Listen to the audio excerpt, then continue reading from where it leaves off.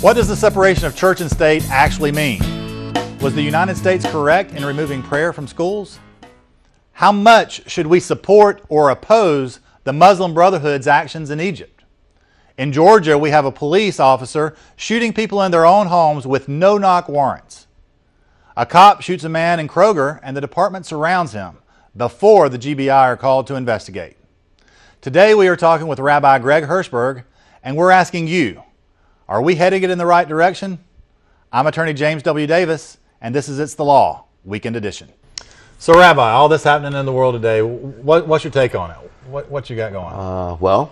I want to preempt this by saying that I'm not an optimist, and I'm not a pessimist. I'm a realist, and if I can illustrate, an optimist would say the glass is half full, positive, and a pessimist would say the glass is half empty, negative, and a realist would say the glass has 4 ounces of liquid in it. And I think optimism and pessimism are extremes, and they don't give any solution. It's a mindset, a perspective, but we need a real perspective if we're going to get to the real problem in order to get a solution. There has to be a solution to these problems. And when you ask me to come on, I just, I feel I'm 55. I'm not the old man of the sea, but I'm not, a spring chicken either. And I've been all over the world. You know that. We've done ministry all over the world, and we have ministry all over the world. And I've been to now over 35 countries and 6 continents and half the cities in the United States, and something's radically wrong. And that's with the world. You're seeing it in the world, not just with the United States. It's all over, you see, because we're global now. We're very connected. And I look at the world, this is the way I was raised, I was raised by a mom and a dad who were distinctly Jewish. And they know from the Torah, God said, don't treat anybody like an alien because you were aliens in Egypt. So with my parents, there was no race, creed, or color. It was a human being and a heart. And I could tell you, because some people, they live in a bubble. It's not malicious, but they just live in a bubble. When you get out in the world and you go to Africa and you go to India and you go to Australia, you find that people are people. People are people. Skin color and culture does not make a difference. And these hearts are looking for peace. And I think we're living in a time where stress levels and emotional instabilities are an all-time high, for sure. Yeah, that seems to be what's going on a lot. Now, a lot's going on with racism. A lot's going on with mental health. We got the Obama plan coming into effect. We've got people going to get more and more treatment without having to pay for it, which we talked earlier today about mental health issues and the fact that they're on the rise. But there's also on the rise people getting treated. Everybody's needing to get some sort of treatment for mental health. What's the problem? What's the problem that's leading to this mental health issue? Well, from a spiritual perspective. Let me show you a statistic that I just saw. I think it's interesting. There's a group called SAMHSA, which is an acronym for the Substance and Abuse Mental Health Services Administration. They claim, according to their study, that 45 million Americans, now there's 300 million Americans, so that's 1 in 5 or 20%, which is a huge number, are suffering with mental illness, which they're calling a mental health crisis because, my opinion doesn't matter. My opinion doesn't matter. I'm entitled just like you are and everybody is, but our opinions don't matter. We need to see some facts. We need to see some evidence. So what's more alarming than the fact that there's 20% of people suffering mentally with a mental instability, different levels, obviously. But 62% failed to receive treatment for the illness, which means that 28 million Americans, or 10% of our population, are walking around with mental instabilities that aren't getting treated. And it wasn't that long ago. I don't think it was the 70s or even 80s where they were starting to release more and more people from mental institutions in order just to put them back on the street. They just decided not to care for them anymore. I grew up in New York. There was a mental hospital called Bellevue, very well known. They were releasing them on the street and they were living homeless, and some of these folks were incredibly unstable and it was dangerous. Right. Very dangerous. And that's going on. What amount of, in my opinion, there's a lot of problems with mental health issues because people don't have a moral compass. The United States, I believe, lost a moral compass when we started having Supreme Court decisions which overrode certain rights so that some other rights would get there, including abortion, prayer in schools. We started giving rights to small, relatively small groups and taking those in exchange from someone else. So what part of our moral compass that the United States seems to have lost is relevant to how people are treating mental health in their personal lives? Well, do you believe there's a connection to those? I mean, this is all I know. You know, this is all I know. I'm not an economist. I'm not a political activist. I mean, this is what I know.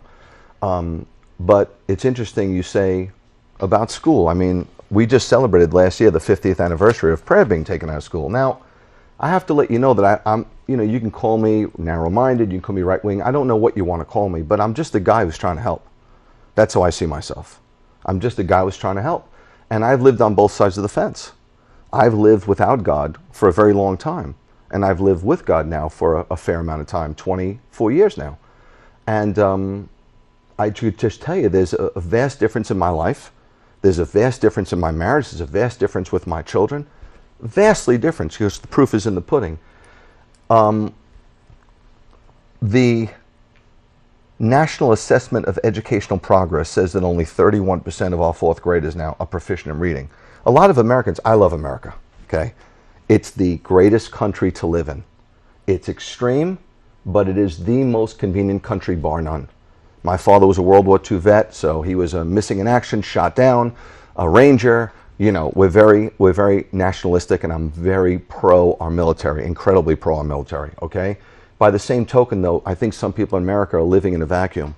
They're living in an America that was from the 1950s. We're not number one in literacy. 31% of fourth graders are proficient in reading, not to mention all the behavioral issues that teachers have to deal with, as well as the administration. 6/25/1962, this was the final prayer that you were allowed to say in school.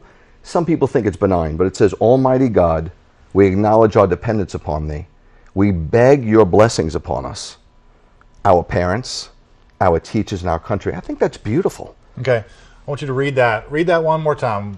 Okay, this was the final prayer that was removed. This was the final prayer removed by the Supreme Court. It's overridden by the Supreme Court, sadly enough. Almighty God. Now, some have a problem with that because when I go to India, there's 1 million gods. So when you say God, which one are you speaking about? Okay, so they didn't even say the God of Abraham, Isaac, and Jacob, which is the God of the Christians and the God of the Jews. They even made it a little bit more general because it was already being watered down in school. We acknowledge, we come to the realization, we're admitting to you, we're confessing that we're dependent on you, you're not dependent on us. We need you. We're desperate. So we beg you, not it's coming to us, which is another issue in the United States of America, okay? We beg you, we implore you, we beseech you. Bless us. What does that mean? Today we think prosperity. Give us peace. Give us protection. Look at the shootings in the schools. It's unheard of. Give us protection. Bless us. Give us peace. Not only us as the students, our parents who are our teachers at home, our teachers who are sacrificing, you know, a great salaries and other, you know, modes of careers, and our country. I think that's beautiful, and yet it's kind of a little benign. Removed. Look at what happened in the 60s. That was too much. That was too much. That was too much for the Supreme Court back in the 60s. And look at what's happened since. You can look statistically, things changed. It's not that God says, okay, knock yourself out. But if I'm on the side of a road and I have a flat tire and you come and I'm struggling, you say, can I help you? I go, I got this thing. I'm just saying, look, I got this thing. And we'll be back in 30 seconds, and just remembering that the Constitution guarantees that Congress will make no law supporting the establishment of a religion. Not necessarily exclusion from religion. Nope. We'll be back in 30 seconds. I'm attorney James W. Davis, and this is It's the Law Weekend Edition, where we're talking to Rabbi Greg Hirschberg. And at the beginning of doing It's the Law, we normally talk about the law of the United States, the law of the world in a secular way. But there is one law that stands above that, I believe, and the United States was founded on, and that's the law that was descended down from Jehovah, God of Abraham, Isaac, and Jacob. Rabbi, let's continue with what we were talking about prior to the break. Where are we? Where have we gotten to at this point? you know, I think we're in a rough place. I mean, I talk to people around the world and they're very frustrated, believers and non-believers. I mean, secular humanists are frustrated. They feel like things are going in a really bad direction and their hands are tied. There's unrest everywhere. There's political upheavals. Economies are falling apart. I mean, I was in Argentina years ago, and I got there when the 7th largest economy in the world fell apart. And you had millionaires living in the gutter. All right. Homeless. I observed this. It was incredible. And can it happen here? Of course it can happen here. You know, sadly enough, I love America, but sometimes we're under this mindset, not here. You know, just like people said, not in my house, but... People said that. I had people in my office with real estate closings, a real estate agent, actually months before, actually in 2008, before the crisis really hit, while I was trying to explain to a client that how their mortgage went, the real estate agent said land prices always go up, real estate always goes up. And I said, well, it doesn't always go up. It doesn't have to go up. That was the theory. Yes. And they said, well, historically. I said, that's true historically. But it has gone up. But there's problems with it. Things that we were doing as a nation, we were decreasing interest rates, which made the price of houses go up, but the actual cost of buying a house go down. So we were actually going down in house prices when you look at how much you had to pay to live in a house for years before the actual crash went down, where the actual price had to fall. Let's dovetail with that. Now, I'm not an economist, but I want to talk about responsibility. Because if you give somebody a mortgage with no money down, where is the risk? Do you know all the people out there that invest in mutual funds? The mutual fund managers, there's no risk. Not at all. There are fees and hidden fees whether you make money or not.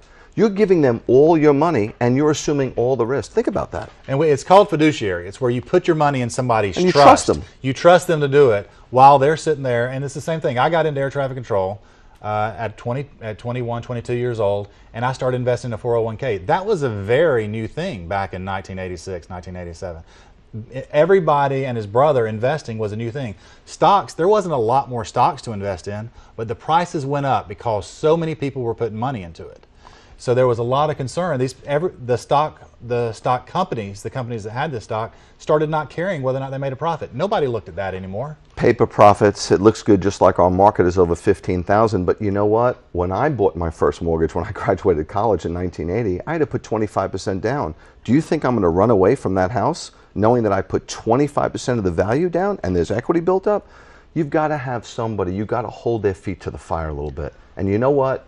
I understand that we have rights. I love our Constitution. I love our Bill of Rights. We have more rights than any other country in the universe. But you know what the problem is? What about the responsibilities? We always talk about rights. And you know, when my grandparents came through Ellis Island, they were going to add value to America. I know we've always received the poor, the tired, the weak, the immigrant. Of course, that's what we're about. We give people a shot. It's a wonderful country, but they came in and they couldn't wait to become a citizen. They couldn't wait to become a citizen. Give people opportunities that other people didn't have, that you couldn't get in any other country. Well, if and you work hard, does that. It still does. If you work hard. And that's why we have the illegal immigration population, because they know we still give them the best thing. We still give them the best deal. And generally they take jobs that the people in the United States have become too lazy or disinterested in working.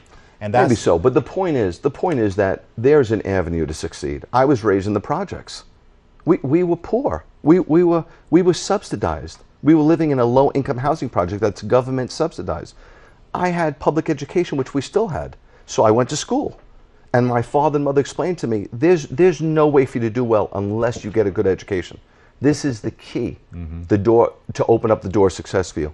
So, and then I got a Scholastic Scholarship to college. I'm not bragging, I'm just saying it was available to anyone. Right. And it still is. I love school teachers. My mother's a retired school teacher. And I have such respect for them. Totally disinterested, particularly in Macon. Macon's a Macon area. If you look at the youth, primarily the males in Macon, have a lot of trouble getting interested past the 9th grade. You know, what's going on with that? I think it's across the board, though. I understand it's a problem in Macon, but I really think it's across the board, Jay, and I'll tell you why. Because people want a quick fix. They want a quick answer. You know, we could fix the economy, but we'd all have to sacrifice. It would take 5 to 7 years if we all sacrificed part of our pension, but this is what happened. The Bible predicts it. Through arrogance and selfish ambition and through focusing on self, and we sacrifice community, we're all suffering. We've shot ourselves in the foot. Look, I just find this interesting. The National Sleep Foundation, highly regarded, 2012 study, the number of people in the United States who have a chronic sleep disorder are 40 million. The estimated cost in lost productivity for the United States is $18 billion.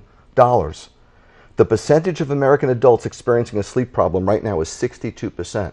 The Bible says that if you follow God's ways, he says, happy is the person who finds wisdom, God's laws, the person who acquires knowledge. He profits greater than silver or gaining gold. It's more precious than pearls. Nothing you want can compare with her. Long life is in her right hand. Her ways are pleasantness.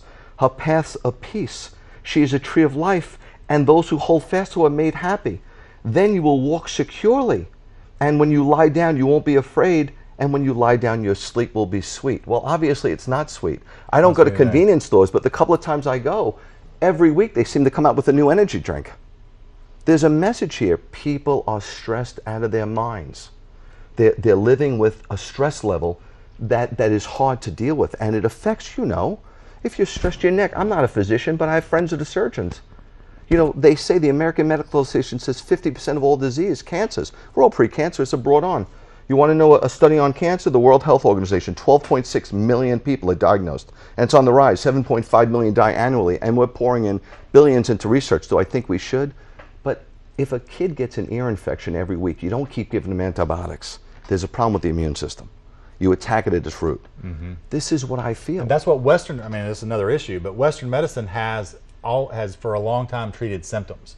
And that's what we're doing, I believe, what the government's doing. Absolutely. It's across the board with the way we deal with something. We don't treat a problem. We treat a bunch of symptoms, and we mask the symptoms for a period of time, and ultimately it will catch up with it. If a person is in a bar and they're intoxicated, inebriated, and they get into a fight, they don't feel the punches, but the next day they do. We have had a party in this nation, and we're experiencing a financial hangover. We live in Macon, Georgia, one of the cities with the biggest per capita amount of churches.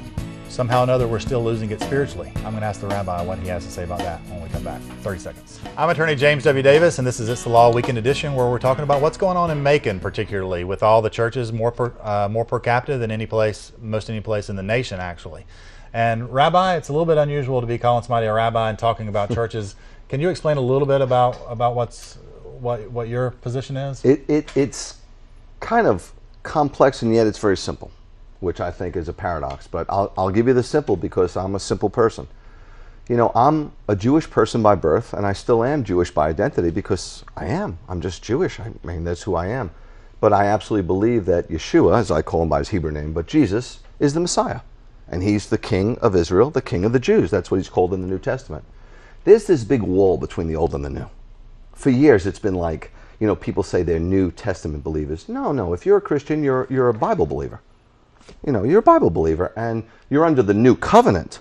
The New Testament is a fulfillment of that covenant, but yet the Bible is the whole 31,102 sentences. Let me put it to you this way. Okay, here I am in the middle, and I've got the Jewish community holding onto my hand and the Christian community holding onto my hand, and they're pulling. And this is what the Jewish community says. Listen, Greg, if you want to be Jewish, just let go of the Jesus thing. You got to let go of him because he's not the Messiah. So and you can come back to this camp. And the Christians, who I feel much closer to be perfectly frank, they kind of say, and forgive me if I'm wrong, and I don't mean to be difficult at all, but they kind of say, if you would just let go of the Jewish stuff, then you could join our camp. And what they don't realize is I'm here as they're pulling me, trying to pull them together. Because I think that they have a right to be Jewish according to the Bible and believe that Jesus is the Messiah. And they have a right to be grafted into Israel according to Romans 11 and celebrate the festivals of Israel and be part of that commonwealth according to the New Testament. So as they're pulling me apart, I'm trying to pull them together. How's that working for you? I feel like I've dislocated my shoulders. I feel like Stretch Cunningham. I mean, how is it working?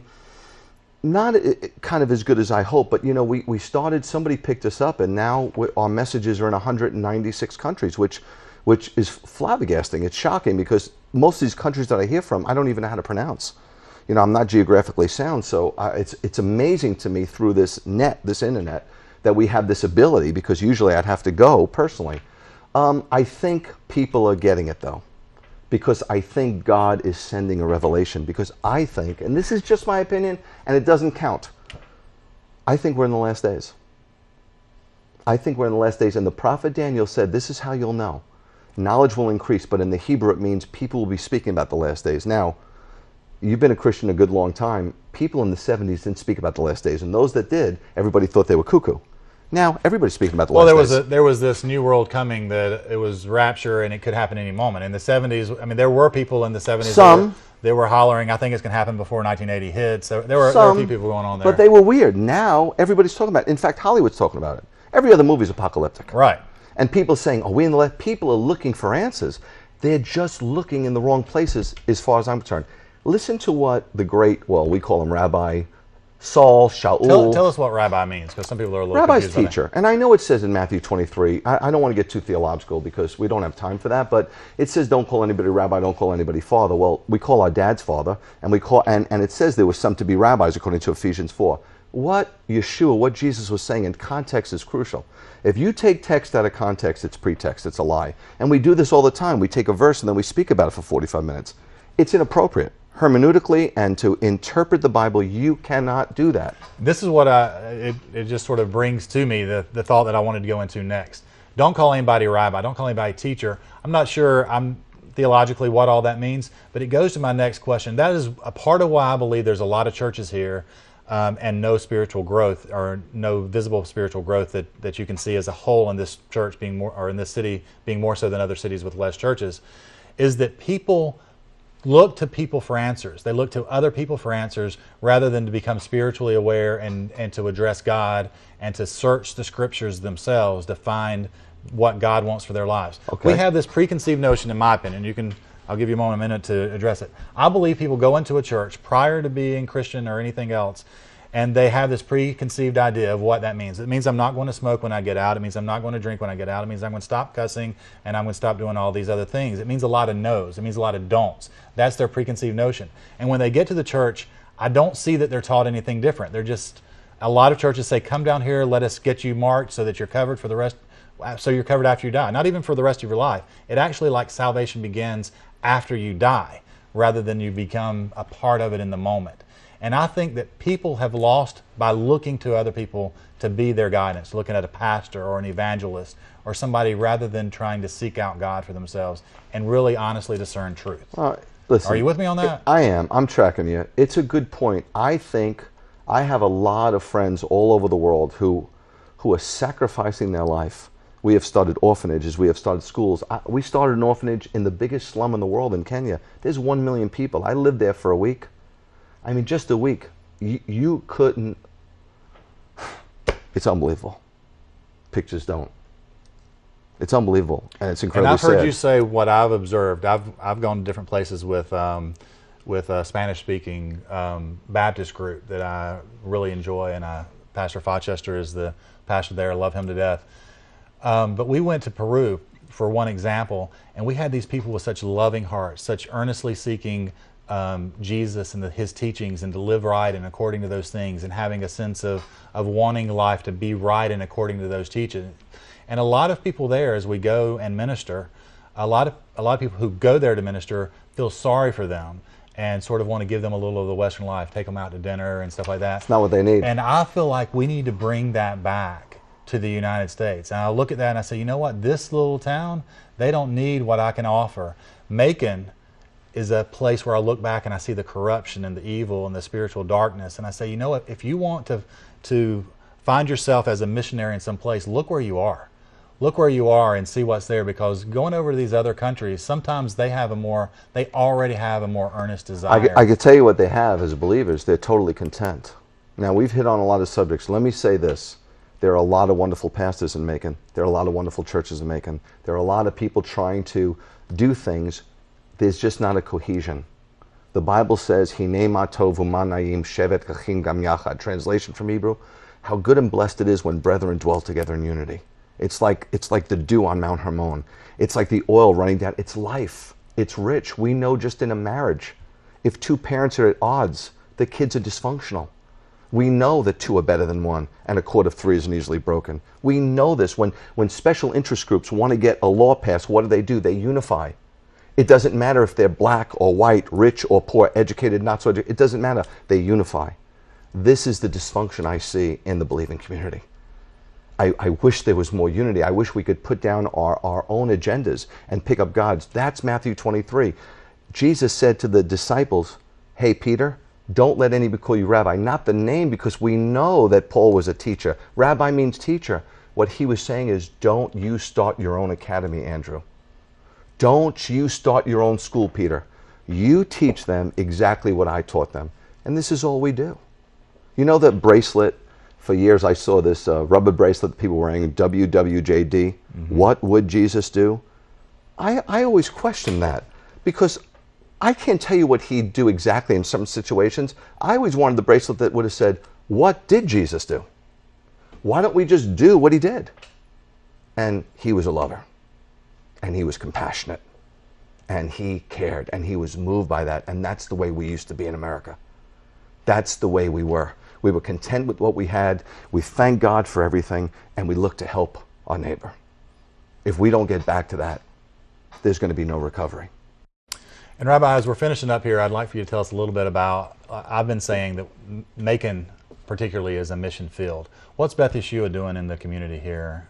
Can you tell us a little about that? Interestingly enough, our ministry is a worldwide teaching ministry. It just flourished that way. I didn't know. God told me to come here. I didn't know what. I didn't have a vision. Sadly enough, I didn't have a vision. My vision was to do what God wanted.